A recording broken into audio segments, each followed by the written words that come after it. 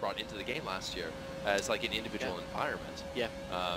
So you're continuing to expand on that to offer that, but sorry. Yeah, so I mean, back as you say for the paddock there, so people love the world of Formula One, not just the on-track excitement. You know, there's so much glamour, there's so much glitz that goes on away from the circuit.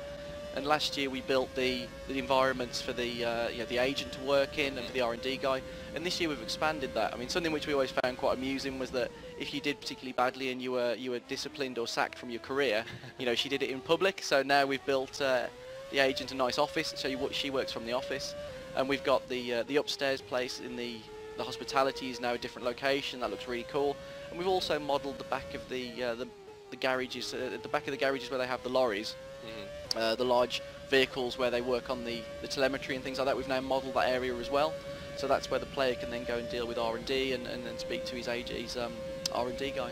So you were mentioning that obviously there's a huge amount of kind of a manager metagame within this. There's obviously the racing component, and then there's a managerial aspect of you have a team, you have a career, you have sponsorships that you have to maintain, and if you don't perform for those individual teams, then they can drop you as a driver. Yeah, and you could end up looking for, you know, a drive with a lesser team, or you might look in and somebody might actually have quite liked how you're performing, and that's something that, you know, you can really pay more attention to in this year's game. You can actually follow your performance with the other teams as well, so you can see who thinks you're doing well, who's gelling with you, and you know, so you might be looking for a drive for Ferrari, and you can see that they're not interested in you as you're doing at the moment. So yeah, their requirements might be slightly different.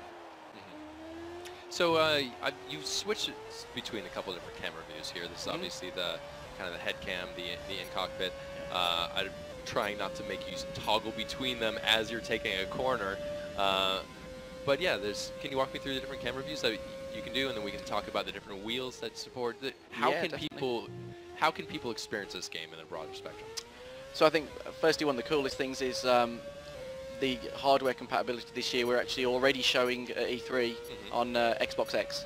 So I think that's pretty special that we're showing this early in the hardware life cycle for 4K, HDR, 60 frames per second. We're obviously supporting PS4 Pro. That's incredible. You're running at full 4K Ultra HD at 60 frames per second with this game. Pre-launch of the hardware. That's amazing.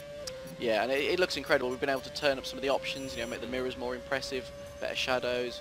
You know, it's generally just given the game a really nice visual uplift. We're also obviously continuing to support more hardware, so the wheel support's increasing. You know, there's a lot of wheels coming out these days. I think it's an area which is really starting to expand. People are taking their racing games very seriously these days.